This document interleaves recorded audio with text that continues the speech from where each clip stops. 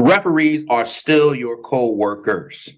And we all know when we work with our co-workers, some co-workers we like, some we don't. Greetings and salutations, and welcome to the Odd Coaches Podcast. I am your host, Dr. Keith Adams, and with us today on this Wind Up Wednesday edition, Captain for Life, Will Cotton. Cotton, man, how you doing, sir? Man, that hour change, it didn't mess me. I feel good right now. George got to tell me something. Bring your head, fall back. Let's get it. I got some ammo, too. Let's go, baby. Let's go.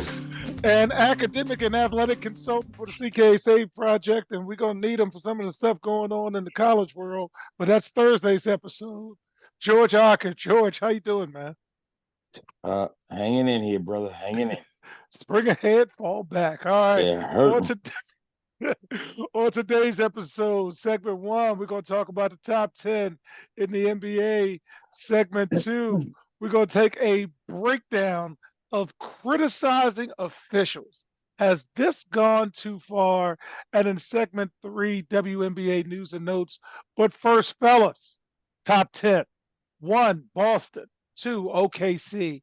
3, Minnesota. 4, Denver. 5, the Clip Joint. 6, the Cavaliers.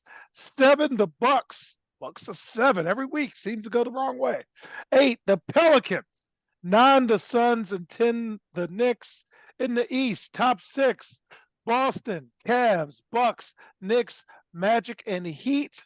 7 through 12, 76ers, Pacers, Bulls, Hawks, Nets, and Raptors. And City, the Charlotte Hornets, the Detroit Pistons, and our very own local team, the Washington Wizards. George, any thoughts this week on the Eastern Conference? I just need to start off by asking, Mr. Cotton, did you pay attention to Boston Celtics last night? Get some Phoenix Suns? Don't worry. Okay, I got some ammo for you. Okay, I just want to watched them. I just want to make sure. I watched them. I want to make sure. I saw them. Okay. I saw them on Tuesday. I saw them on Tuesday live. Right. Yep. I saw that when Jason Tatum basically didn't score in the last what? Right. He scored like 4 points in the second half. Correct. And then earlier, I think last night, Saturday, no, he killed, what was it, Thursday or something like that? But then Friday, he had 15 points. Uh-huh. So my only thing is about Boston is he's an amazing player. He's probably the best Eastern, he's playing the best basketball right now. He has these unfortunate laps that cost him. It cost him in the Game 7 in the Eastern Conference last year. It cost him in these small games where he just does not. He unlocks. He just something happens where he just does not lock in. They're few and far between, but they are very important times. And that was really the only thing I noticed, because even when Jaylen Brown balled, and on Saturday last night he had 41. They need Tatum to lock in, and that means 100%. It's not 99. It's not 97. It's 100%. If he's locked in 100%, Boston is going to win. I don't know who's going to beat them. Not even the Nuggets, because they could have beat the Nuggets. They should have. Yep. They're better than Phoenix, hands down. Yeah. Jason Tatum needs to lock in, and that's part of just maturity. That's understanding who you as a professional, But other than that, I mean, Boston is the team to lose. Boston's teams, they're going to win. I don't see another team that's going to beat them. They're the best team. Jason Tatum needs to lock in 100%. But he is locked in 99.99 right now. But I need that extra to push that through. I think George. I think this week proved if they do what they're supposed to do, they run roughshod through the league. You can go, and the thing about it is you can have a 7-game series, and I don't know if there's any team that can match up with them straight through in a 7-game series. Like I was watching the Denver game. In the Denver game, he was giving the ball up. Second half, when they get under, they usually go into the fourth quarter ahead. And when they get under about 5 minutes or something, the offense is whatever Jason Tatum feels like doing, he does. And I think that, and in the Denver game, he was forcing the rock, and it wasn't, and then the shot wasn't falling. And Brown, I don't know what he was doing. He's shooting it, and they come back and lose. But then, like last night, we watched Phoenix, and he locked, and it's like Will said, he locks in. I don't care who's covering, because he was eating Durant. It didn't matter who was covering. He was eating whoever was guarding him. So, Yep. and by the way, Kevin Durant is the ultimate offensive weapon. Period. I mean that Bama, you can't do anything with him. At 7 feet, he's either going to rise over you and shoot the jumper, or even if he takes you off the dribble, he can pull up. It was ridiculous. But I think this week kind of proved to me, really just reinforced to me, and I see it had an effect on Mr. Cotton, because we were talking last week about how is Jason Tatum really that good? Yes, Jason Tatum is really that good. Yeah, really Well, that George, good. that's a great segue. So let's go to the West. Top 6. OKC is now number 1. Minnesota's 2, and they will probably fall with that injury. Denver's 3, being boring. LA is 4th, the Clippers, that is. New Orleans and the Suns are the top 6, 7 through 12. Kings are 7. Mavs, Lakers, Golden State, Houston, and the Jazz. And Bum City in the West, Memphis, Portland, and the Spurs. George, any thoughts in the West? Yeah, I mean, it's Denver's to lose. It felt like that Denver game against Boston was like a preview of the finals in a whole lot of ways. And then that Phoenix Denver game this week was really good, and that kind of felt like the Western Conference Finals, almost like that could be the matchup. Because but then again, like we said earlier, KD is a machine, dog. He carried them in every game I saw this week, especially that Denver game that Phoenix ended up pulling out, where you actually got to see the pieces all come together with Bradley Beal, with KD, of course Booker still out, so that was interesting to watch. You could see what Denver could be if everything's working. Of course they don't play any defense, but here and there it is what it is. And I'm waiting. I got to see. Sacramento better pick it up. That's all I got to say. Sacramento better pick it up. I think they're going to be a tough. There's some tough teams out west. That I don't want to go to. I wouldn't want to go to New Orleans. I wouldn't want to have to go to Sacktown. I wouldn't want to have to. Denver's going to just slow and steady. They're going to have a yeoman's work out there, but there's nothing but dogs out there. Nothing but dogs. All right, Will, what caught your eye in the West this week?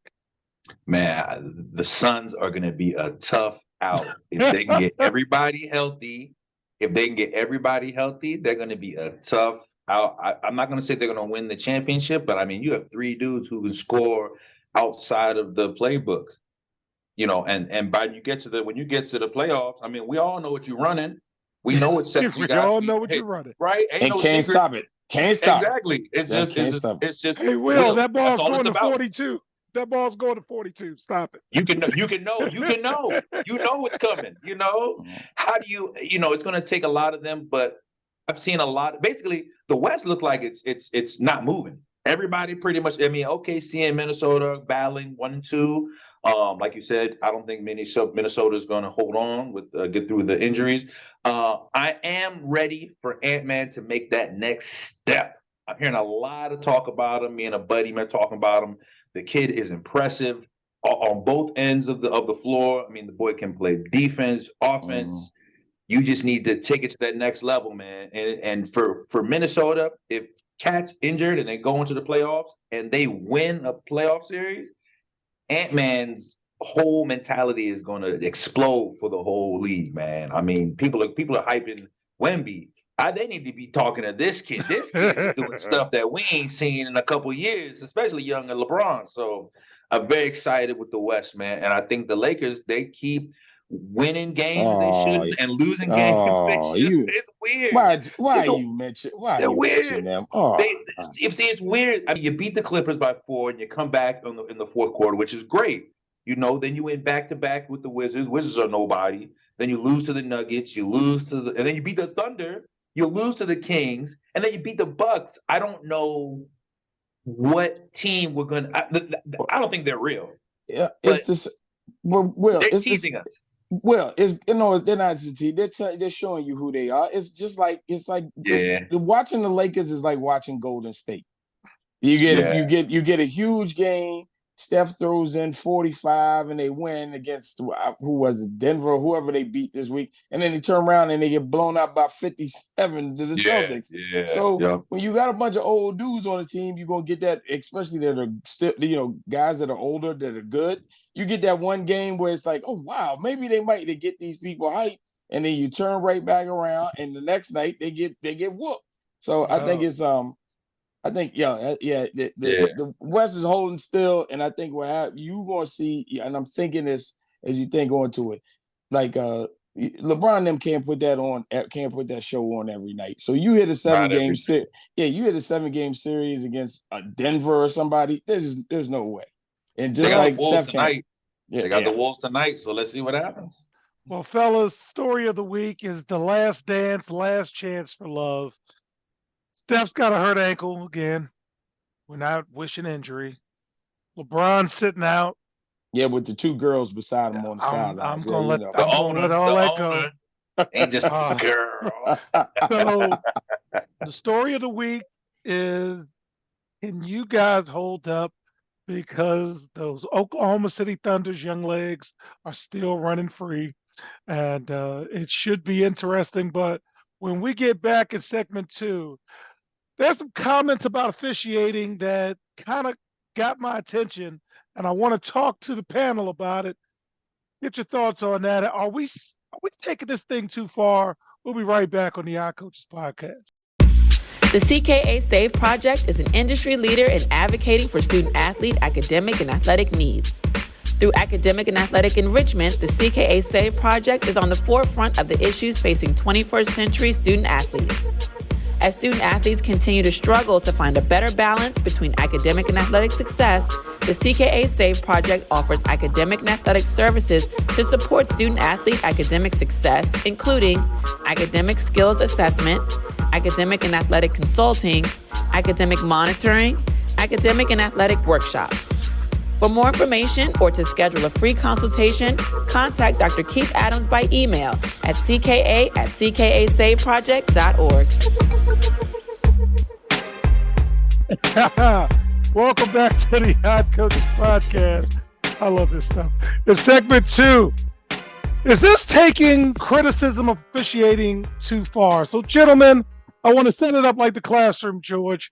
Minnesota Timberwolves center Rudy Gobert, in the last 30 seconds of a game last week, he was called for a foul. After pleading his case with officials, he was assessed a technical foul for making the money gesture, suggesting the referees were fixing the game. Now, Rudy is not the only one to do this. Luka Doncic did it in March of 2023 in a loss to Golden State when he thought the referees purposely didn't call a foul. And Trae Young did it in a loss to the Bulls about a month ago. Trae Young was given a $30,000 fine. And this is kind of starting to bug me a little bit. And I'm sorry Robert's not here this week, but Will, you're a player. I don't even know if you ever got a tech, but sometimes fouls don't go your way. But am I wrong, or is this taking it too far?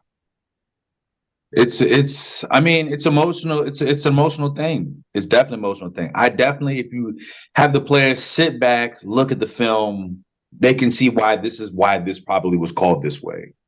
I think the issue is that the guy who eventually started this whole thing, in my opinion, Tim Donahue, has become what of a celebrity.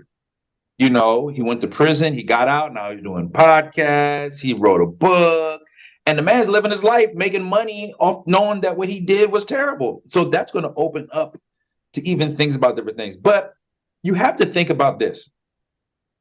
The referees are still your co-workers.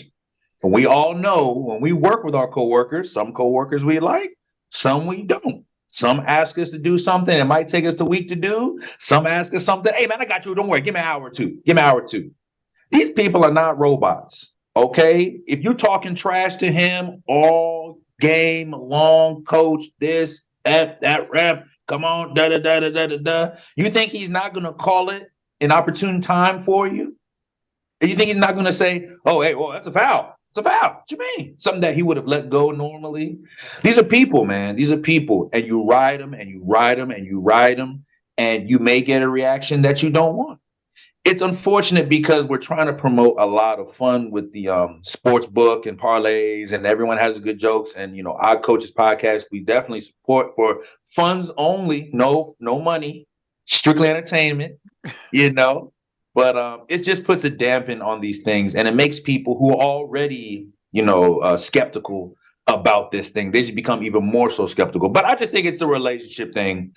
I think it's something that the players and the refs are just not in a good place right now, and they're kind of saying things they don't want to talk. But it's unfortunate. I don't want Rudy to say stuff like that. He played like poop. Don't get me wrong. He missed a dunk.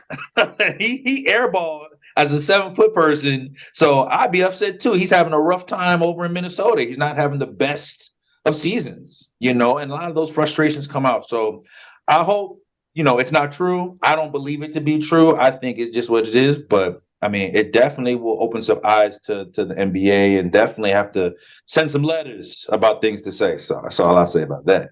All right. So, George, you've been a sports director for an entire sports, and you've dealt with the officiators and scheduling and dealing with conflict. Did Rudy take this thing too far? I don't know if he took it too far. In the heat of the moment, the gesture happens or whatever. And since there's already a history to it, it's going to come up with the players. I mean, because they had the scandal, they had and I believe it was Scott Foster, George. I think it was Scott Foster. Yeah. So I mean, it's with Donahue, who already there's precedence there, so it's issue. My beef is. And you see this in a number of different sports right now, where the referees have become they try to insert themselves into the game. All right, I've seen too many clips from baseball highlights and basketball highlights where kids are getting called out for getting technicals or getting thrown out of the game for things, and you got to start shaking your head like, is this personal? Now, when a referee, umpire, whatever, start injecting themselves into the game itself, which can cause the outcome of the game to be altered in some way, we got an issue. This isn't. I think a lot of this is still on the ego part. You're on the ego trip. We're on this whole, I control things around here. You're not going to tell me what to do. No, Mr. Umpire, Mr. Referee, you're there to call the fouls, keep the peace, and not change the outcome of the game. We don't pay to see him. Yeah, we ain't paying to see him. You're not the star. Like Jordan used to tell Pippen, you're not the star of this show. I run this thing, and that's why you gotta. And so then you gotta go out into the internet world and talk about they did me wrong. No, just Mr. Referee, be quiet, shut up, and just call the foul. Call the foul. Yes, back and forth. Yeah, foul or no foul. Now, you're going to have, it's a heated, money's on the line. We got, I get contract. I got to, if I'm a player, I got contract. I got this. I got money on the line. This is my livelihood. So call it fair, however, whatever, establish it, but call it the same way for everybody. I don't need them injecting themselves in the game. Nobody's paying to see them. All right. So finally, in this segment, is this the right decision? Fans, I am a social studies teacher by trade. I love social studies. And Will, I think you were in my modern world history class. So Tell me, in your opinion, is this the right decision? The Denver Nuggets are opting not to go to the White House on their scheduled visit March 18th because they say they need to prepare for the Minnesota Timberwolves March 19th. When they played the Wizards, there was a scheduling conflict with President Biden. And now on the makeup day, they are choosing to spend time to prepare for their next game. Will, I'm going to start with you. Is this the right decision not to go to the White House? Although the Western Conference is tight and we've talked about it, it's visiting the White House. What do you think, Will? Well, I mean, they were at the White House a couple of years ago, so they ain't changed nothing except they got a new Denver person just in won for the first time. It's all good. They already went. You know, you can visit White House whenever you want, man. They are looking at they're looking at the changing the whole Denver Nuggets idea of the whole team, the organization. I mean, 2 championships kind of put you in a different category, especially if you won 2 in the last, 3 years or something like that, or 2 years. They would be back to back. They're chasing, Jokic is chasing history. They're focused. They're focused, and coach, that's a playbook off your own. Who I could see you doing the same thing.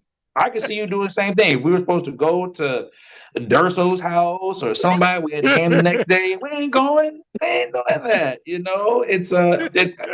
speaks to the organization. It speaks to their class, because there's not too many organizations that can turn down the White House and be like, we're not going to go. They did it in a class way. It was very quiet. It wasn't something that was a big rah rah hoo hoo hoo. Thank God we don't have a president who's make a big deal about it, even if it did happen. But I'm not in that. We're talking about sports right now. Business as usual. This is just like the team that won the championship last year. This is the same team that's winning right now. It's very, that's their image. And, I have no problem with that. So right. Get the win. George, you're an athletic director, sir. Is this the right move to make not to go to the White House? I'm going to throw this out here. It might be controversial, but I'm going to throw this out here. Keeps holding his breath like right now, like, oh, what's he going to say? But with the number and the influx of foreign-born players, is going to the White House that big? Does it hold the same cachet as it used to? Before you had 95 or almost 100% of the players were U.S. born. They were like, oh yeah, going to the White House, we get to meet the president.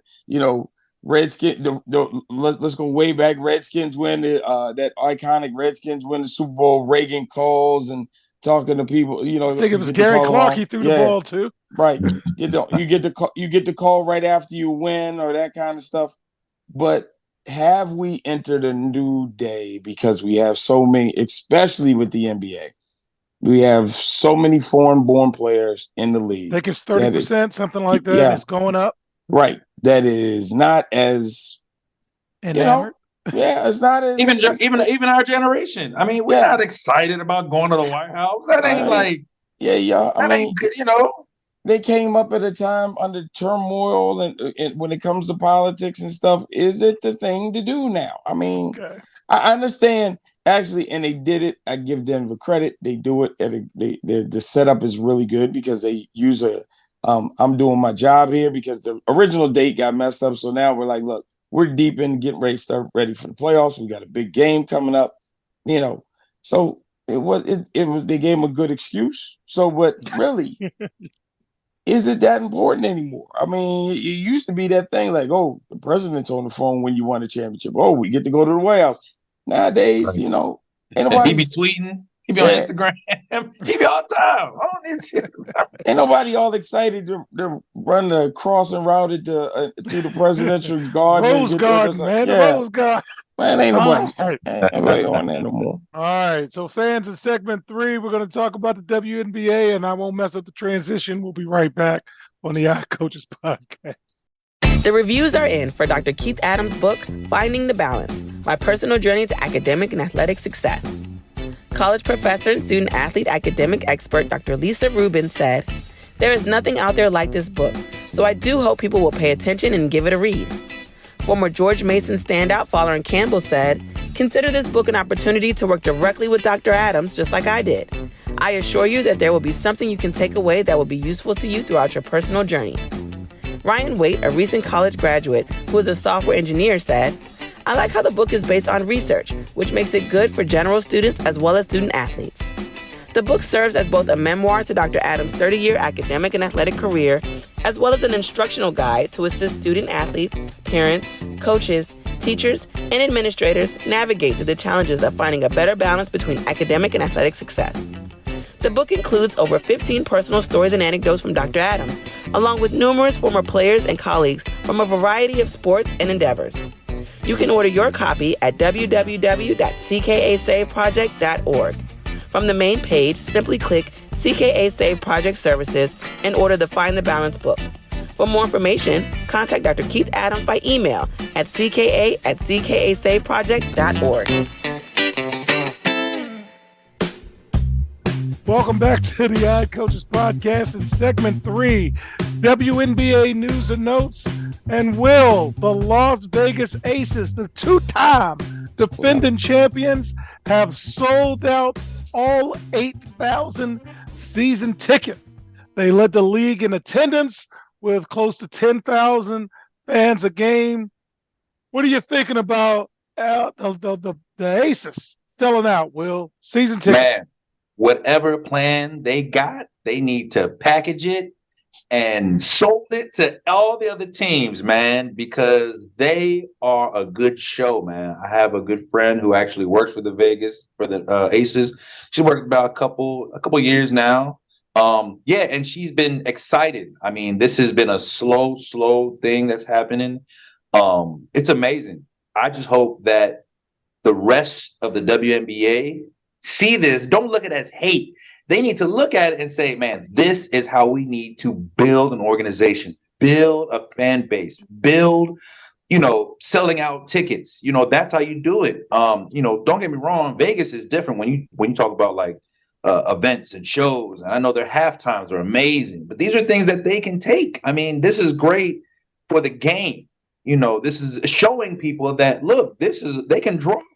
We can bring fans. We can sell out. We can have ads. We can have more money. You can put more money into us because now we have more beer to sell. We have more food to sell. We have more, jerseys and shirts and fun and stuff like that. So this is great, man. I think they need to catch that lightning in a bottle and show it to the other teams and show them that this is how you do it. This is how you get people excited. This is how you bring in a fan base. This is how you kill the whole idea that women's basketball is boring and snow and things like that. That's stupid. So whatever they're doing, keep doing, and they need to tell other teams this is how you do it, because I think they need to keep the momentum going, because I love it, man. And right now, it's on fire. People, you have LeBron talking about it. I love it. Everyone's jumping on. So you got to love it, man. Hopefully the money will follow it. That's the big thing. I hope the money follows it, but it's good for them. Good. George, you're an athletic director who's hosted many an event. Hearing this news come across your desk, what are your thoughts? Oh, I'm excited about it. It got me real excited because I want to see the women's game grow. I want to see them get on par. It's starting. I think the WNBA is starting to remind me a lot like baseball right now. And when I say that, I mean you have your regional strongholds, and Las Vegas was a great situation because there's no NBA team there, so there's the thirst is there. You put a dream team together in Las Vegas. In Las Vegas, you can get all the glitz and glam to show. Las Vegas knows how to put on, especially a basketball event. UNLV, when they were hot, there was never a empty seat in there, and you got the shark going around on the Tron when Jerry Tark was there. So they know how to do it. And they're the hottest team out right now. They're back-to-back champions. They're getting ready to go for 3-peat, right? Yeah, they're going to go for 3-peat. So yeah, they're going to do it. So, and I think, and I say it reminds me of baseball because you're going to have. I can see the WNBA, especially like this year, you're going to have a lot of regional support where it's like, you're going to get a sellout in Vegas. Attendance will be high in New York. Attendance will be high in Phoenix. And attendance will be high in Indiana. Yeah, in Indiana. Oh, yeah, in Indiana, too. You get Caitlin. So, now, but how is it going to be in DC?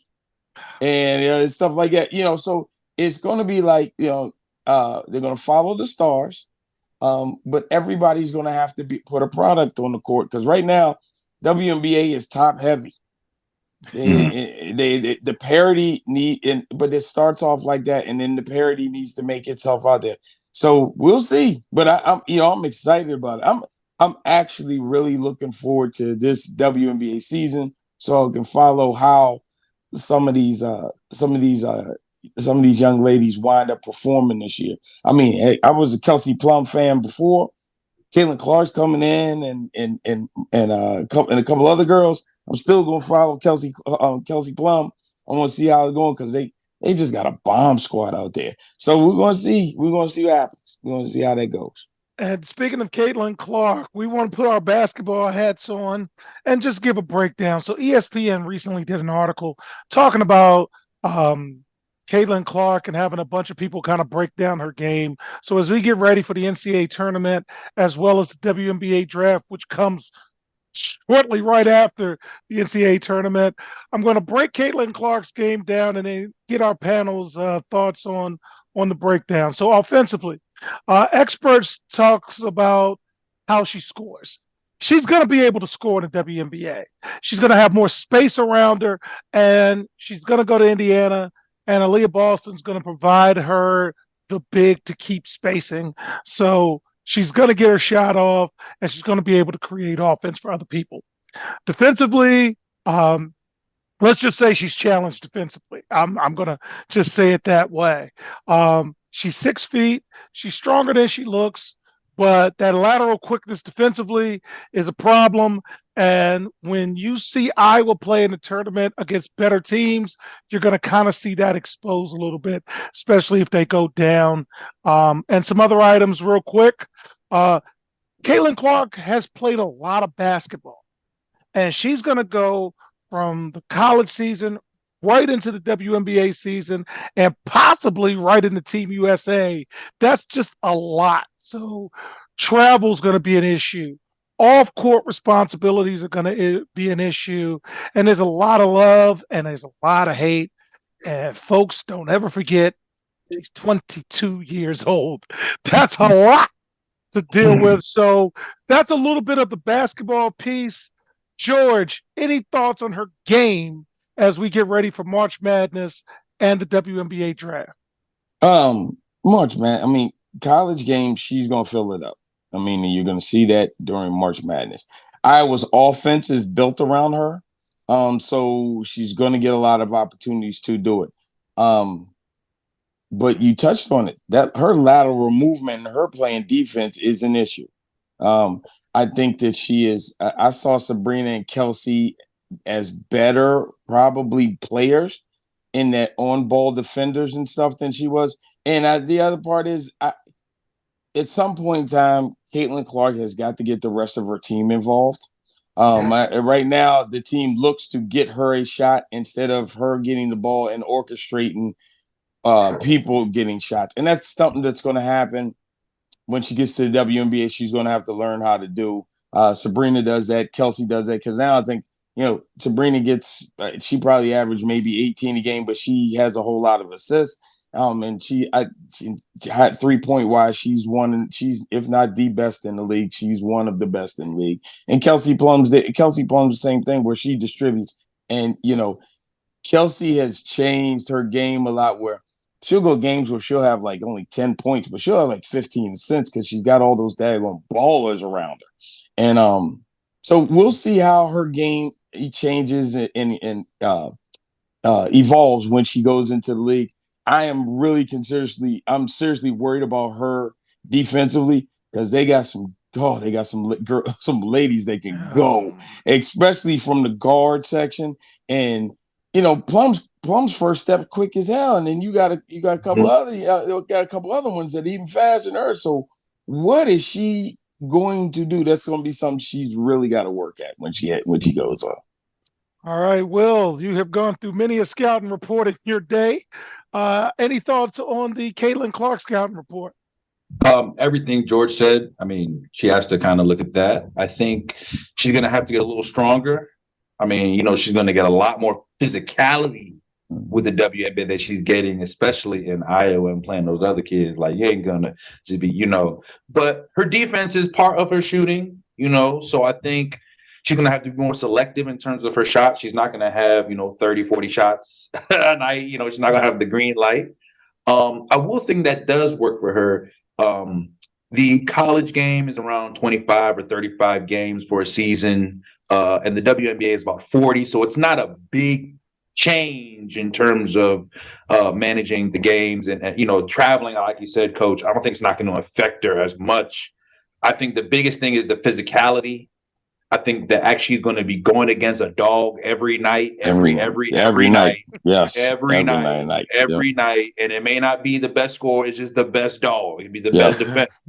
They're going to do things to her that she's never experienced. Yeah, I'm going to pick on her. I'm going to pick on her if I'm coaching. Yeah, I mean, you're going to have the biggest dog. They'll come right up her. You're going to come off a lot of screens, baby. Mm-hmm. Oh, yeah, the screen's going to be so, the physical is going to really, she has to be able to ready for that punch in the face because, like you said, she coming to take somebody's job. And everybody looking at her like, well, sure, you ain't taking my job. I think the best thing that she's 22, so she's not a frail teenager. She has a little bit year of being in the weight room and working on things. She hasn't really been injured, so she's able to progress her body, progress her game. But yeah, we'll see if she can actually go into a dog every night, and you're gonna run into an Angel Reese every night. You're gonna run into a Casey Blum every night. You're gonna run into a School. I forgot her name. Brianna. You got Brianna Stewart. You got Sabrina Nescu. I mean, every team's got somebody. You might have Juju. I mean, she might go. You're gonna have some real, and you're gonna have people that you just playing with. Put Peely. You're gonna see Peely. You're gonna see all these people, and they're gonna see. It may be out. Sometimes when you step out, like they say, when you playing for the Yankees, it's different. When you playing in front of Iowa or you playing in Tampa Bay, the lights are a little brighter, the people are a little louder, and that's the biggest thing. She just has to understand that basketball is going to be basketball for her. Just don't overthink it. Get a little bigger, get a little stronger. I think she'll be fine. I think she's going to be one of the greats. And Keith, I think she's going. And one thing she's going to have to figure out real quick is how to get to her shot. Mm-hmm. Yeah, and to her shot and her spot on the floor, because right now in the college game, anywhere she wants to is her shot and her spot. And once you step up that level, you ain't gonna get to that spot. They're not gonna let you. So she's gonna have to. She's gonna have. Then I think Grant Hill was interesting. I'll bring him in because he said they were asking him what's the difference between college and the pros, and he's like, oh, I learned. If I can get to certain spots, I can get 25 every night, and that's something she's gonna have to learn how to do. And that's gonna be huge for her because right now it's a wonderland. Right now she can do it. Yeah. She can go anywhere, pull from anywhere, do anything, and that's not gonna happen. That's not gonna happen next year. Oh well, in a few months. In a few months. Right, and it's not like it's a change; it's a big one. I know it's an immediate change. It's so yeah, I'm excited. All right. Yeah. So to close, the NCAA tournament begins next week, folks. The men's tournament. Selection Sunday is March 17th. The first four is March 19th and 20th. The first round is March 21st and 22nd. The women's selection show is also next week, and their first four is March 20th through 21st and March 22nd and 23rd. So we're going to adjust on the Odd Coaches podcast. So for the next few weeks, NBA is still here, but it's on the back burner. Our Wednesday shows, we'll have 2 segments on the men's basketball tournament and 1 segment on the NBA. And on Thursdays, we will have 2 segments on the women's tournament and 1 segment on college admin stuff. And remember, fans, all of this is done strictly for entertainment purposes only. So on behalf of our cavalcade of stars, I'm Dr. Keith Adams saying thank you for listening and or watching the Odd Coaches podcast, and we'll see you on the sidelines. Till next time, take care. The Odd Coaches podcast is sponsored by the CKA Save Project. The CKA Save Project is an industry leader in providing student-athlete academic and athletic support. From assessing student-athletes' academic and athletic skills, to measuring and monitoring student-athlete academic progress, to improving student-athlete time management and organizational skills, the CKA SAVE Project provides wraparound services for student-athletes from middle school through college. For more information, visit us on the web at www.ckasaveproject.org or schedule a free consultation with Dr. Keith Adams by emailing cka@ckasaveproject.org. We hope you enjoyed today's show. The Odd Coaches podcast drops new episodes every Tuesday through Friday on most weeks. Make sure you subscribe to the Odd Coaches podcast on Apple Music, iHeartRadio, Podbean, Spotify, and YouTube. Follow the Odd Coaches podcast on Twitter and Instagram at Odd Coaches. Follow Dr. Adams on Twitter and Instagram at CKA Save Project. In addition, follow Coach Mike Francis on Twitter and Instagram at Coach Franchise, spelled Coach Franchize. For more information about the CKA Save Project, please visit them on the web at www.ckasaveproject.org. See you next time on the Odd Coaches Podcast.